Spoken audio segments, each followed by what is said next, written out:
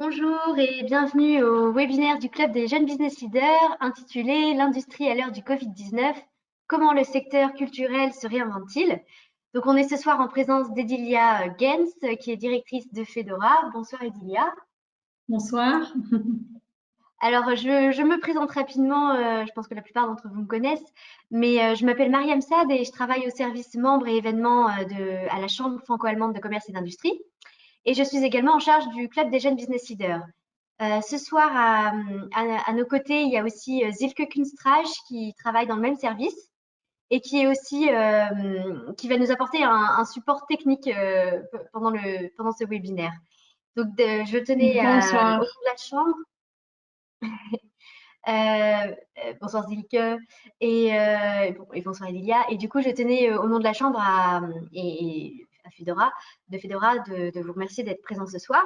Je vais profiter de ce moment un petit peu en attendant que les gens finissent de se connecter pour vous présenter le Club des jeunes business leaders et vous donner un petit peu, avant de donner la parole à notre intervenante Edilia.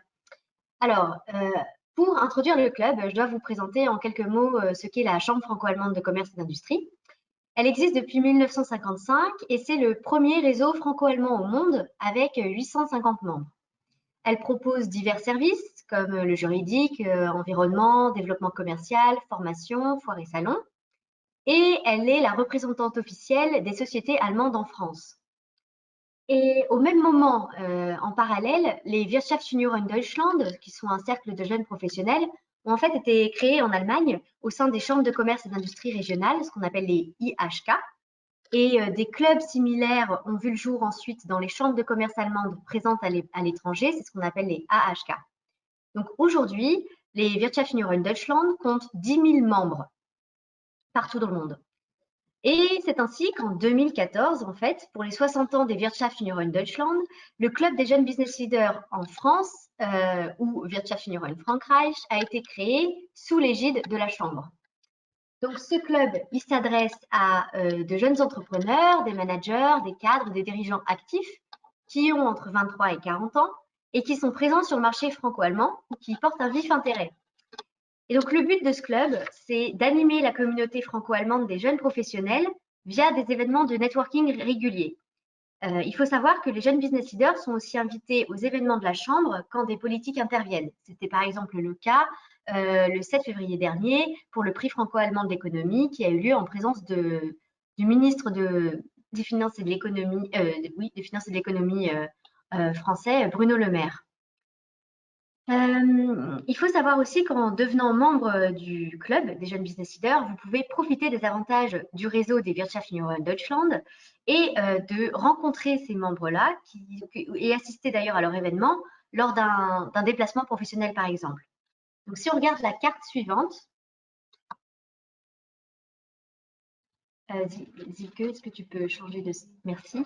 On voit que les Wirtschaftsjunioren Deutschland, finalement, ils sont présents en Europe, en Asie, en Amérique du Nord, en Amérique du Sud, et que si vous faites un déplacement professionnel à Tokyo, par exemple, ben, vous pouvez rencontrer les Wirtschaftsjunioren japonais. Donc c'est plutôt un beau réseau et une belle opportunité. Si on passe à la slide suivante, je vais vous montrer très rapidement, brièvement, les sélections, un petit peu une sélection d'événements auxquels les jeunes business leaders participent. Donc, en haut, à gauche, il y a un événement à Station F, qui est le plus grand campus de start-up au monde. Mais il peut y avoir des événements plus conviviaux, comme par exemple l'Oktoberfest à Paris, ou alors des conférences avec des intervenants prestigieux et intéressants, comme par exemple ici sur la photo Jean-Dominique Giuliani. C'était lors d'une conférence sur les enjeux européens à l'heure du traité d'Aix-la-Chapelle. Donc ça, c'était un exemple d'événement qui a eu lieu en 2019. Et sur la slide suivante, on va voir un petit peu les événements qui se sont déjà passés en 2020. Donc, il y a eu un workshop sur le design thinking. Donc, les workshops permettent, comme vous le savez, de développer les compétences de chacun. Mais il y a aussi des événements plus culturels, comme par exemple ce soir, ou lors de la visite de la Maison de la Radio. On organise souvent aussi des événements pour échanger sur des retours d'expérience, comme avec Annette Burgdorf, qui était coach et journaliste, ou plus récemment, pour ceux du club qui ont assisté au dernier événement du club, lors du webinaire sur le management interculturel avec Marc Brunstein, qui était directeur général de Fairchild Engineering France. Donc, si vous avez des questions sur le club, je vous laisserai mes coordonnées à la fin de ce webinaire. Et je reviens désormais au vif du sujet de ce soir pour vous introduire une jeune business leader et intervenante, Edilia Gaines, qui va nous parler un petit peu de l'industrie culturelle. Donc, on peut passer à la slide suivante. Fedora, donc c'est le cercle européen des philanthropes de l'opéra et du ballet. Et c'est une organisation à but non lucratif engagée à soutenir et à contribuer à l'avenir de l'opéra et du ballet. Et l'association a été fondée en 2014 à Paris sous la présidence de Jérôme François Tizenis et elle est dirigée actuellement par Edilia Gaines, que vous connaissez.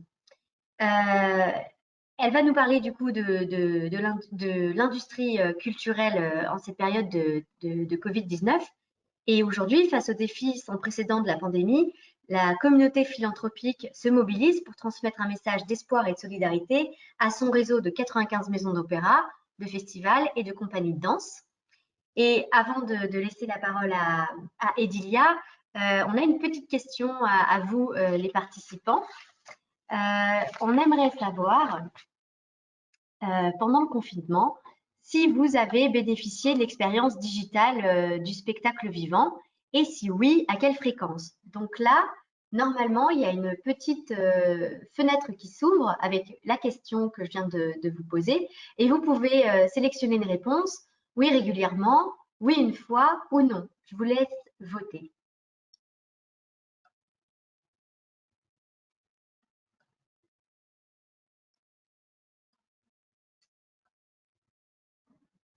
Donc 69% des personnes ont voté. C'est très simple. Une fois que vous avez voté, ça se referme automatiquement.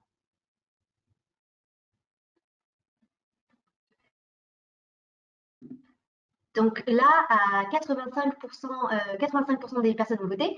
Et Edilia, ces chiffres vont peut-être t'intéresser. 18% des personnes ont utilisé régulièrement l'offre digitale du spectacle vivant pendant le confinement. 18% ont aussi dit oui une fois. Et 64% ont répondu non, je n'ai pas utilisé l'expérience digitale du spectacle vivant. Donc c'est intéressant de voir que 18% l'ont utilisé régulièrement et que 18% l'ont utilisé une fois. Voilà, vous avez les résultats devant vos yeux. Edilia, maintenant je vais te laisser la parole pour que tu nous présentes du coup l'industrie culturelle à l'heure de la crise du Covid-19. Comment le secteur culturel se réinvente-t-il? Merci beaucoup, Mariam, pour cette invitation et aussi à toi, Zilke, d'être avec nous et de nous proposer à nouveau cette possibilité de vous exposer un peu le monde de la culture. Et en effet, ça me touche personnellement aussi beaucoup d'être là ce soir en tant que membre des Jeunes Business Leaders depuis 6 ans déjà, il me semble, et le temps est passé tellement vite. Et je garde encore en très beaux souvenirs de la visite des jeunes business leaders en 2015 au Palais Garnier et la présentation que nous avons fait à l'époque de Fedora après une année d'existence. Donc maintenant, c'est intéressant de revenir 5 ans plus tard et de partager un peu avec vous ce que nous avons fait depuis et surtout comment le secteur est impacté par cette situation du Covid. Et avant de commencer, je voulais aussi m'exprimer au nom de notre président et notre conseil d'administration de vous souhaiter que de la bonne santé dans cette période, de l'espoir et du courage pour les mois à venir. Nous sommes vraiment heureux de voir que il y a déjà une amélioration de la situation et nous restons optimistes pour le futur, tout en sachant que la prudence est importante et que les mesures seront respectées dans les différents secteurs, mais que petit à petit, on va se reconstruire et aussi se réinventer aussi en même temps. Voilà, donc aujourd'hui, on va parler alors des défis auxquels notre secteur doit faire face. Donc, on va passer à la première slide de la présentation. Voilà.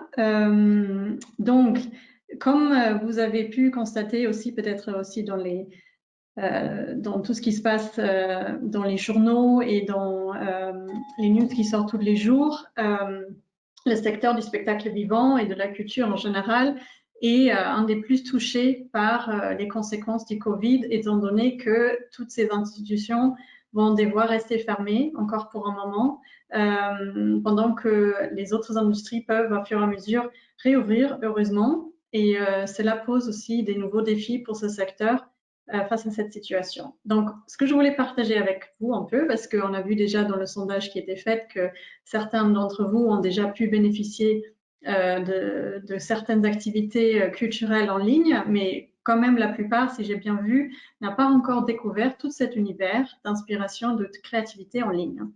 Donc, déjà, on va passer à la deuxième slide.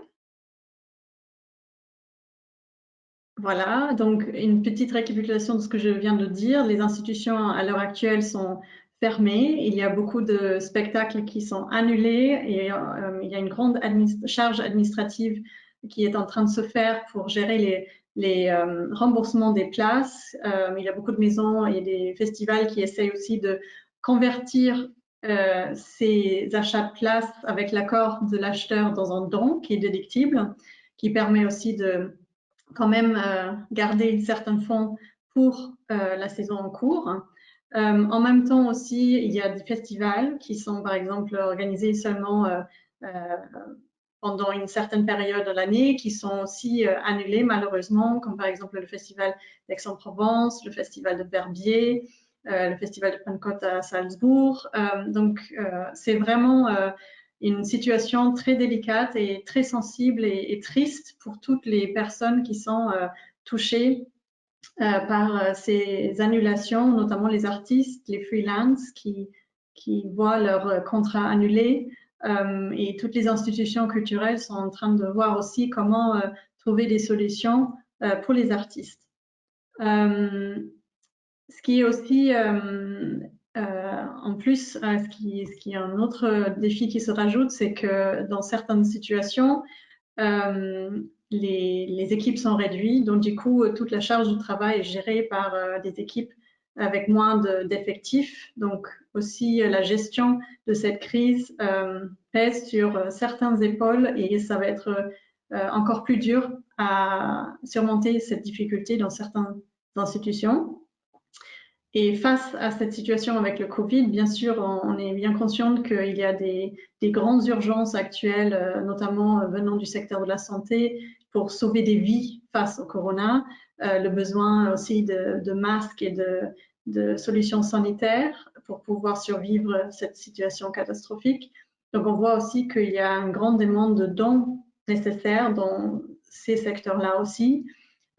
Où peut-être aussi on peut dire que c'est une priorité de notre société de garantir la situation sanitaire dans notre monde. Et en même temps aussi, l'intégration et le respect de toutes les régulations liées aux conditions sanitaires nécessaires pour opérer dans un milieu artistique sont aussi très difficiles à atteindre parce que il y a plein de choses qui font partie de la nature elle-même du spectacle vivant, comme fédérer des personnes dans une salle remplie par un public qui est assis côte à côte, ou un grand nombre de musiciens qui sont dans la fosse d'orchestre pendant la durée du spectacle. Donc, de mettre en place maintenant des mesures de distance peut aussi être très compliqué pour pouvoir livrer une œuvre de la même qualité et comme il faut, selon la partition. Voilà. Et aussi sur scène, même chose, c'est pas seulement les artistes sur scène ou les chœurs, mais aussi les techniciens derrière la scène, tout ce qui va en amont aussi dans les ateliers, toutes ces conditions les distances sociales, c'est pas évident dans un secteur qui vit d'être un secteur du spectacle vivant et où tout le monde travaille ensemble et le but, c'est de fédérer des personnes. Mais après avoir exposé un peu cette situation, il y a quand même de l'espoir et on a vu très vite que l'ensemble de l'humanité s'est tourné vers la créativité en étant confinés chez nous et aussi les artistes qui ont partagé aussi beaucoup de contenus inspirants avec nous. Et ça a aussi exposé des nouvelles formes de contenu et d'échanges entre les secteurs. Voilà, pardon, merci pour les slides. Je saute un peu, on va au prochain slide. Et de ce que je viens de dire, vous avez aussi quelques chiffres sur l'impact financier aussi, que ça va être le résultat de cette crise. Et vous voyez aussi, tous les secteurs sont concernés dans la culture, le spectacle vivant, aussi tout ce qui est cinéma, aussi toutes les événementiels liés par exemple à la littérature, les sites du patrimoine mondial. Vraiment, tout le monde est touché par ces conséquences. Et sur la prochaine slide, vous allez voir que the show must go online. Et donc, c'est ça ce que je viens de dire. Il y a beaucoup d'institutions qui sont en train de se mobiliser pour proposer un contenu en ligne. Donc, j'ai préparé quelques exemples pour montrer un peu cette diversité et inspiration qu'on puisse trouver en ligne. Donc, par exemple, Tamara Roche, qui est la directrice artistique du ballet, du English National Ballet à Londres, propose chaque matin des cours de danse qu'on puisse suivre en live, en direct, les matins depuis chez elle et qui sont accessibles à tout le monde. Et c'est un programme extraordinaire qui est maintenant déjà en place pendant presque 2 mois et qui accompagne à la fois les professionnels, mais aussi les passionnés qui peuvent suivre ça et rester en relation avec cette forme d'art. Après, aussi dans d'autres secteurs, sur la prochaine slide, il y a aussi des musées qui sont très engagés à garder une expérience en ligne pour des expositions qui ne peuvent pas être visitées à l'heure actuelle. Et c'est notamment grâce à la technologie et le numérique qu'on puisse maintenant proposer des accès avec la réalité augmentée et virtuelle pour avoir par exemple accès à des visites en 360 degrés et de se balader sur les chemins comme là à Pompéi dans l'exposition au Grand Palais. Et il y a aussi des plateformes. Sur la prochaine slide, vous voyez, il y a Opera Europa qui a depuis plusieurs années déjà lancé une plateforme qui s'appelle Opera Vision, qui est aussi soutenue par la Commission européenne. Et l'idée, c'est de mettre à disposition des streamings, des grandes œuvres lyriques et aussi chorégraphiques qui sont accessibles à titre gracieux sur ce site pour rendre ces formes d'art plus accessibles. Et on n'aurait jamais pensé qu'il y a quelques années, quand cette plateforme était lancée, qu'aujourd'hui, elle aurait une importance si grande pour le public pendant que les maisons sont fermées. Donc, c'est vraiment un endroit aussi où les maisons d'opéra peuvent partager leur enregistrement du grand répertoire, mais aussi des nouvelles créations et d'autres contenus sur le making-of et derrière les coulisses. Donc, c'est vraiment une plateforme que je recommande beaucoup et Opera Europa est aussi un partenaire de Fedora. Et last but not least, étant donné qu'on parle du Wirtschaftsunion franco-allemand, on retourne à Paris. Les danseurs de l'Opéra national de Paris ont aussi co-créé une vidéo qui est très inspirante. Et je ne vais pas parler plus parce que les images disent plus que des mots. Et je vous laisse regarder cette vidéo.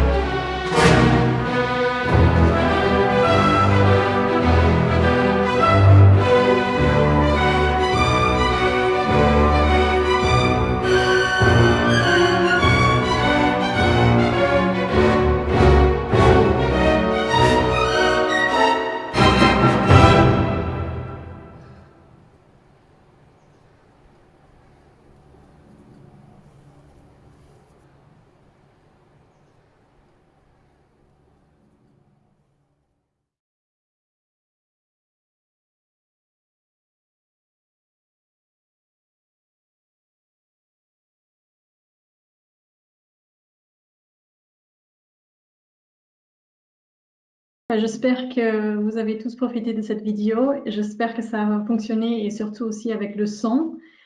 Mais ce qu'on peut dire peut-être maintenant, c'est depuis les dernières 5 minutes, toutes les gens qui ont coché non dans le sondage tout à l'heure ont maintenant vu une des créations accessibles en ligne et c'est vraiment un très très beau projet qui est aussi mené par beaucoup d'institutions culturelles et leurs artistes partout en Europe qui sont en train de créer des contenus très intéressants, très variés, très inspirants. Donc je vous invite vraiment à découvrir tout ce qui se fait en ligne et on trouve tout ça aussi sur notre site qui vous redirige vers les contenus de ces maisons d'opéra. Donc, sur cette mot d'espoir, je souhaite continuer la présentation et donc on va aller sur la prochaine slide. J'espère que tout le monde suit et voit les slides. On se pose maintenant la question, comment est-ce que ça va continuer? Comment est-ce que la situation va évoluer?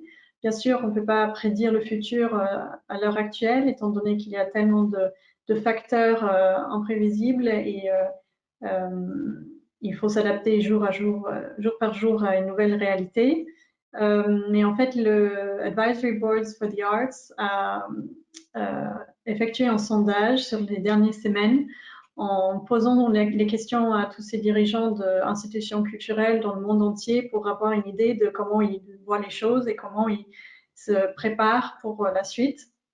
Et sans aller trop dans les détails, ce qui est intéressant de voir, c'est qu'il y a même une incertitude sur la réouverture de certaines institutions. Il y a dans certains pays où les répétitions commencent peu à peu, dans d'autres il y a encore beaucoup de prudence parce que, par exemple, le pays se trouve encore dans un différent stade de virus.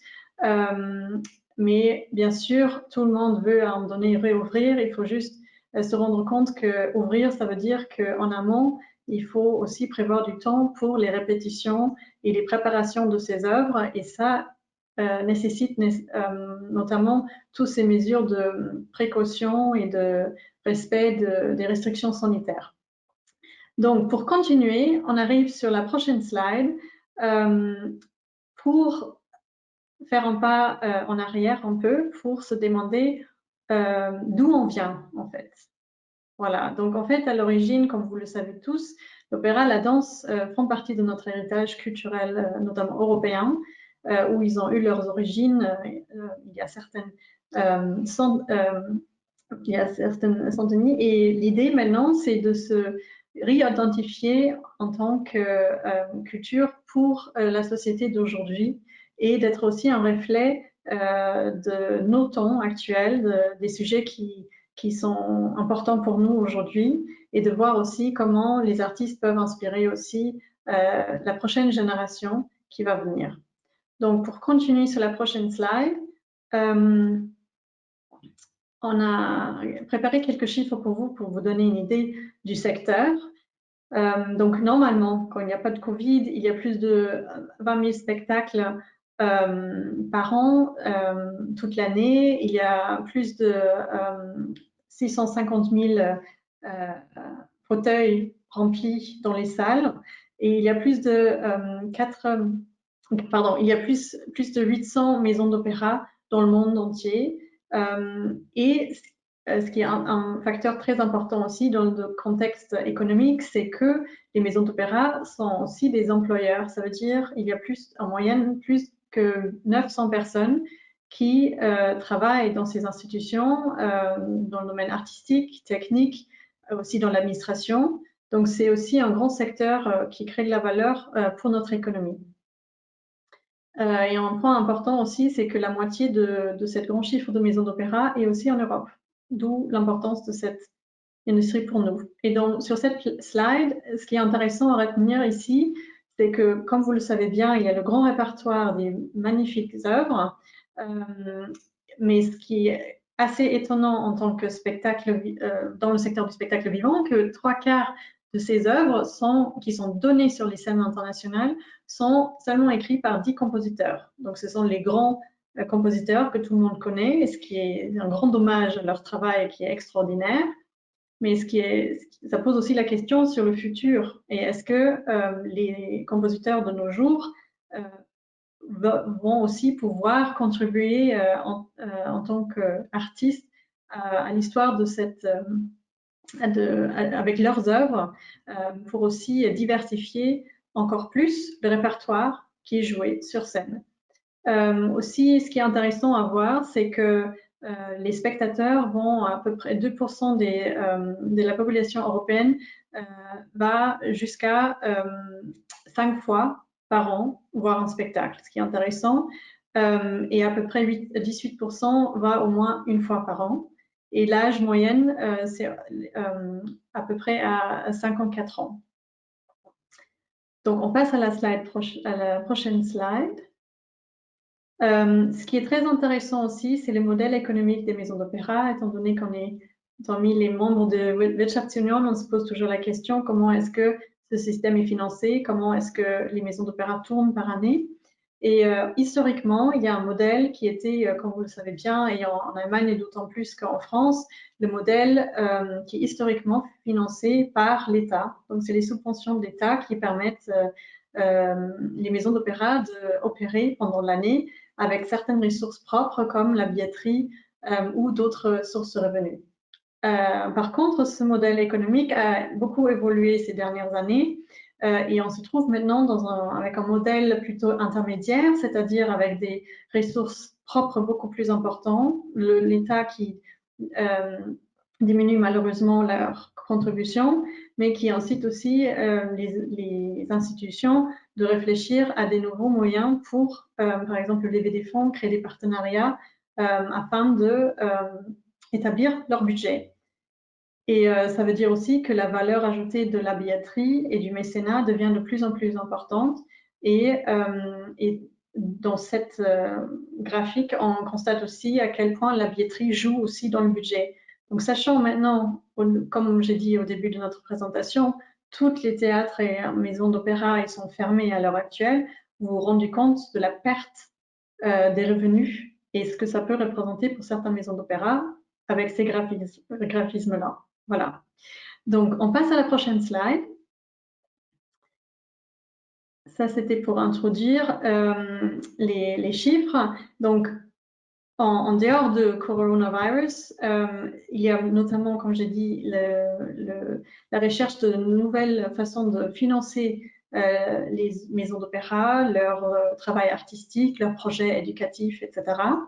Mais aussi de trouver des nouveaux publics, de toucher aussi des populations qui n'ont peut-être pas accès à ces institutions pour permettre aussi une introduction aux artistes et à la création à travers, par exemple, des écoles ou des partenariats avec d'autres associations. Et en même temps aussi de créer des liens avec des mécènes qui peuvent aussi cofinancer des projets spécifiques, peut-être plus niches, pour résoudre aussi certains besoins dans le secteur. Voilà.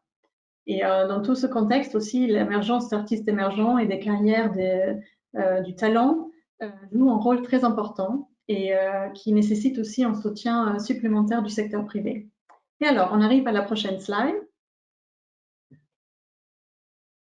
Et c'est dans ce contexte-là que Fedora se positionne. Donc, Fedora, c'est une association. On est basé, comme depuis 2014, à Paris, mais nous avons établi un réseau qui intègre à la fois des institutions culturelles, des maisons d'opéra, des compagnies de danse et des festivals, ainsi que des mécènes privés comme des particuliers, des entreprises, des fondations.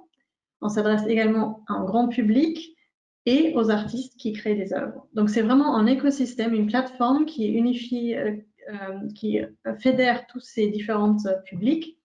Et le but, c'est d'encourager l'innovation et la créativité dans le domaine de l'opéra et la danse, et avec 4 axes, notamment la visibilité des nouvelles œuvres et des artistes émergentes, d'encourager aussi des nouveaux publics de venir découvrir l'opéra et la danse, de permettre aux œuvres de circuler aussi à travers des coproductions ou des tournées à échelle internationale, et d'inciter aussi les maisons d'opéra à réfléchir à des modèles de financement.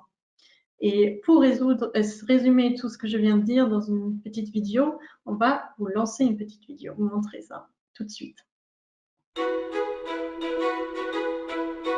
The Fedora initiative can be of immense significance in the development of opera. Fedora for me is the most exciting project currently and for the future years. It provides fundraising at the right time for the right people to reach the right audience. I think one of the things that we are feeling that we're very close to Fedora is that we're both trying to break old industries in an innovative way. Tradition is not the contrary of creativity. We have been fighting over 250 years to remain as updated as possible. We're happy with the direction that Fedora is taking to really be a new innovator in the European landscape of the arts. Fedora looks at new, and we just heard more crazy ideas on how to support emerging talent in Europe, how to reach other audiences. We need these talents to be given a platform. The most promising part of Fedora is the project of the platform, because it creates the digital infrastructure to reach wide audience, but also promote all the people who bring new art forms to audiences. Everybody can go to the platform and vote for their favorite project. It can be expanded as a pilot project to other fields and benefit the cultural sector in general. Today, Fedora includes in its membership 80 opera houses, ballet companies and festivals in 20 countries. We are very happy from the European Union to support Fedora platform. We are co-financing the platform with 2 million euros over the next 4 years. For us, it's very nice to be a platform member because we get our international attention. We can also, in the same time, promote other companies. It's very important to enlarge the network of artists, but also of the philanthropists, to get to know each other, to get acquainted. Let's see, there's this platform, there's this network, you can be part of it. They can get you acquainted with philanthropists who are very interested in your creative work. So it opens up the possibilities of working together in different countries.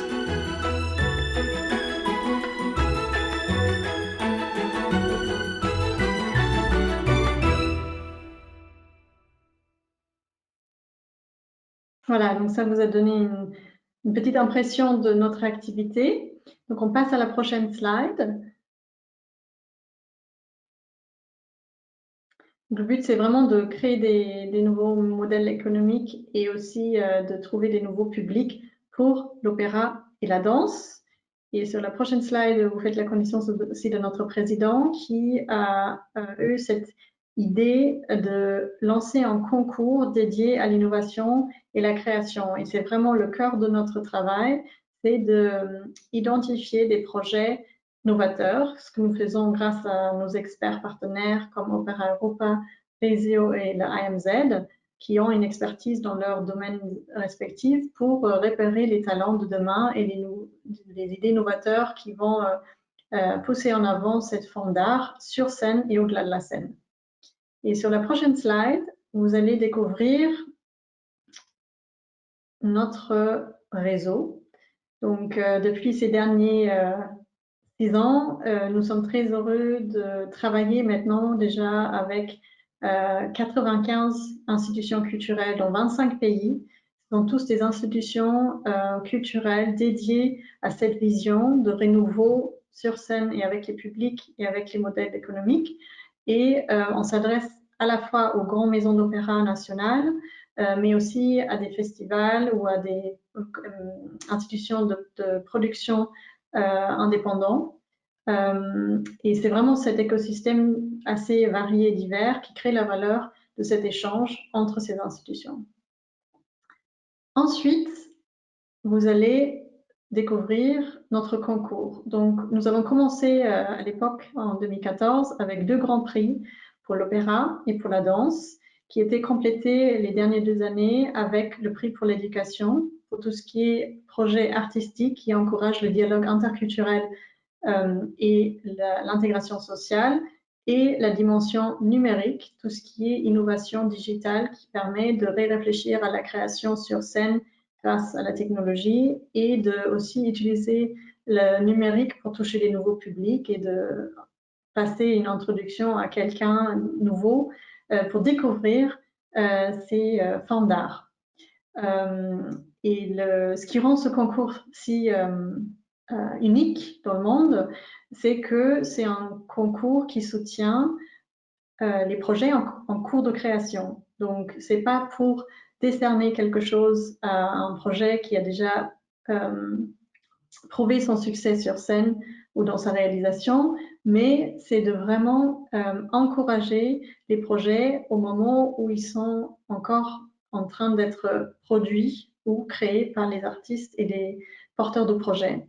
Et c'est un peu comme la venture philanthropy pour le spectacle vivant.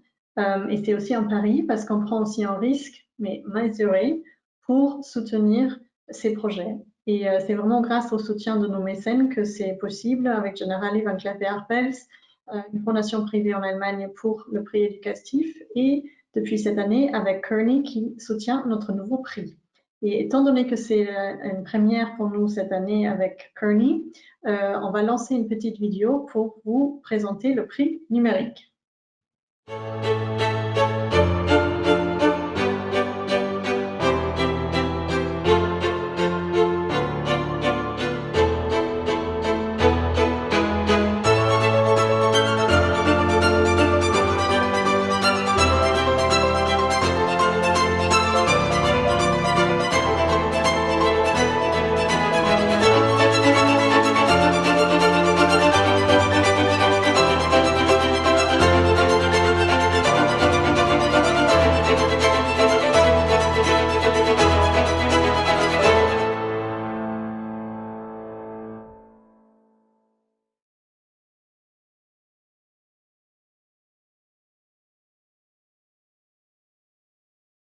Voilà, donc c'était une petite impression de comment le numérique et le spectacle vivant peuvent travailler ensemble et se inspirer mutuellement.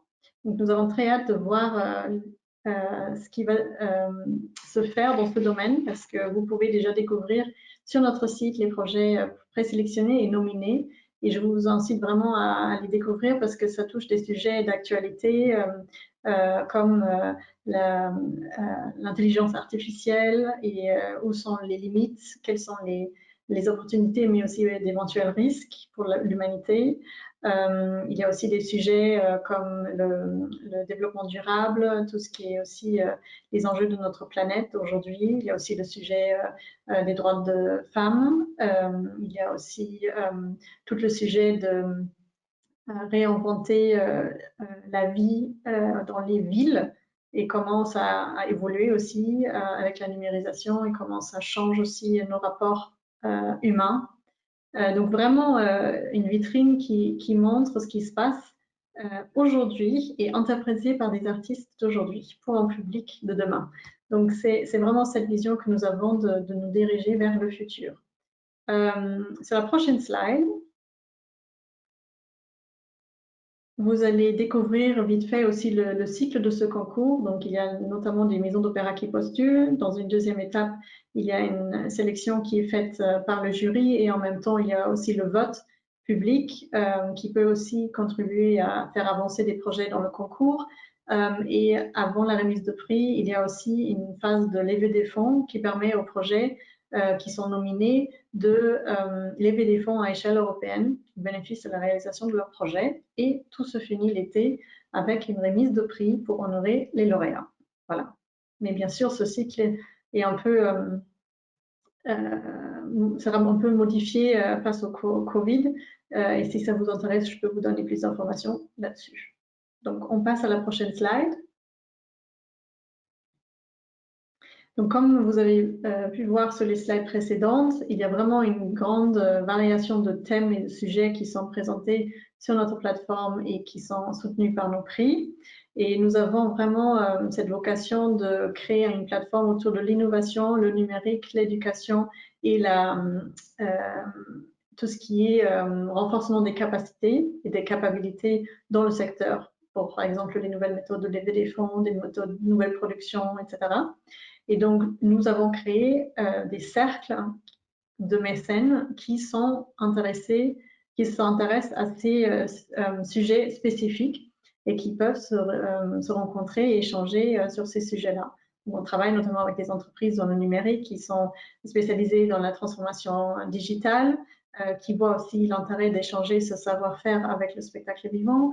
On travaille aussi avec des entreprises qui sont dans le domaine, par exemple, du coaching ou de la professionnalisation dans les entreprises, qui nous accompagnent aussi, notamment Variation Internationale, pour proposer un coaching pro bono pour les professionnels dans le domaine de la gestion de patrimoine culturel ou dans les institutions lyriques-échographiques. Et aussi dans le domaine d'éducation, nous travaillons aussi, par exemple, avec la European Investment Bank Institute sur tout ce qui est impact reporting et comment améliorer son impact pour toutes les personnes concernées par les projets. Voilà. Et bien sûr, tout est accessible au grand public. Et cela nous amène à la prochaine slide. Donc là, vous voyez les 4 sujets et si cela vous intéresse, vous pouvez dans un deuxième temps regarder les vidéos sur ces 4 sujets que je viens de vous illustrer. Et on va passer à la prochaine slide.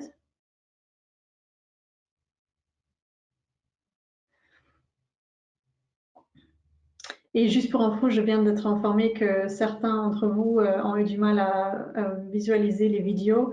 On va vous envoyer les slides après avec les liens pour que vous puissiez regarder les vidéos chez vous après.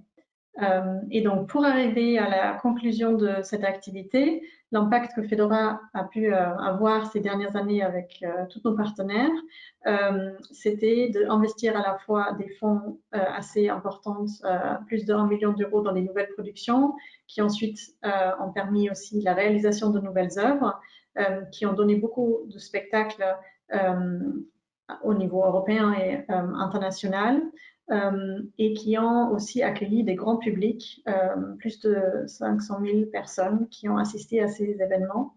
Et cette année, pendant la phase de vote, nous avons enregistré plus de 30 000 votes sur notre plateforme, c'est-à-dire des personnes intéressées et qui sont venues voter pour leur projet préféré sur notre plateforme.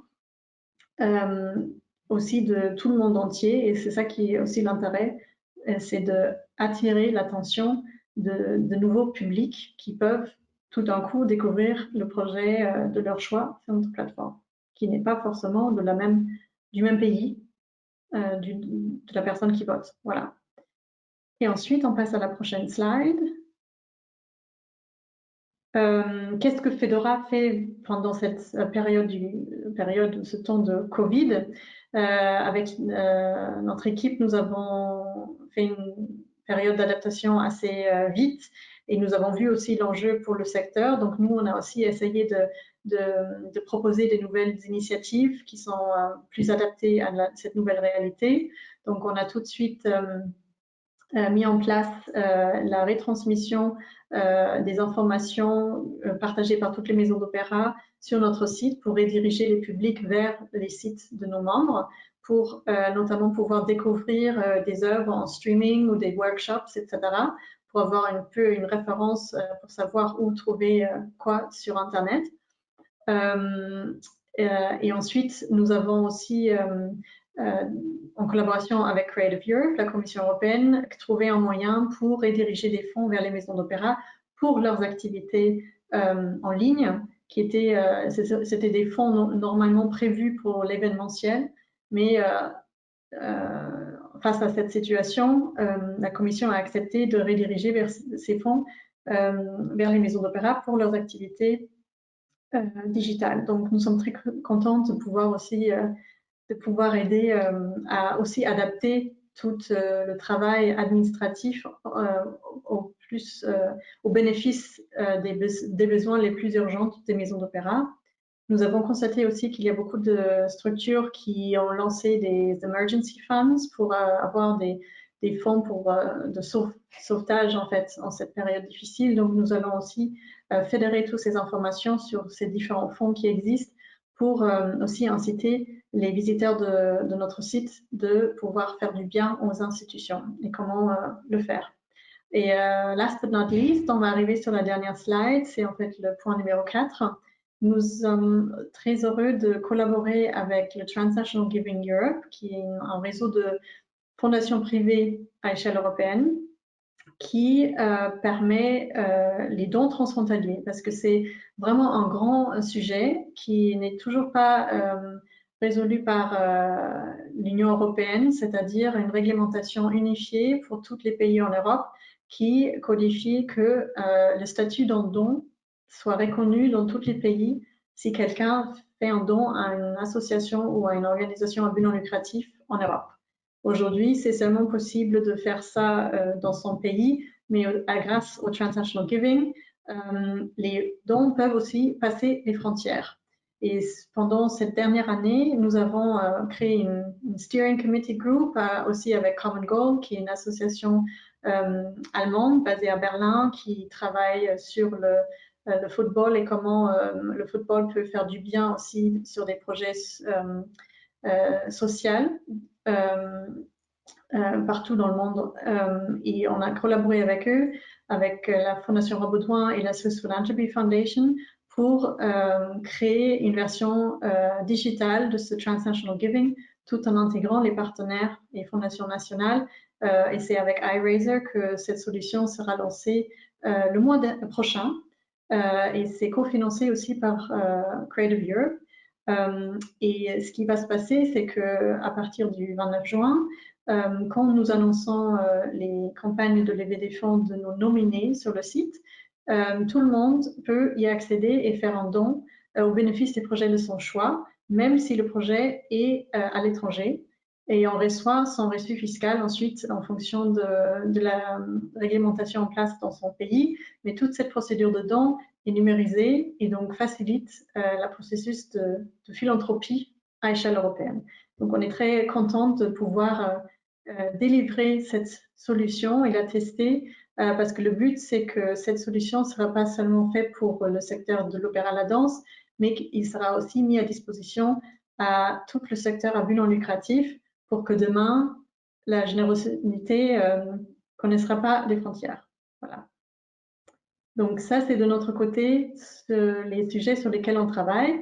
Et on arrive sur ma dernière slide concernant, oui, le plus important, tout ne serait pas possible sans le soutien de tous nos partenaires qui sont présentés sur cette slide, fédération de mécènes très généreux et aussi d'ailleurs certains membres aussi de la Chambre franco-allemande comme notamment Drooms ou ABL qui nous ont rejoints également ces dernières années. Voilà. Et si vous avez des questions, je serais très contente de vous répondre et je vois qu'il est 19 h. Donc, Mariam, peut-être tu voudrais rajouter quelque chose?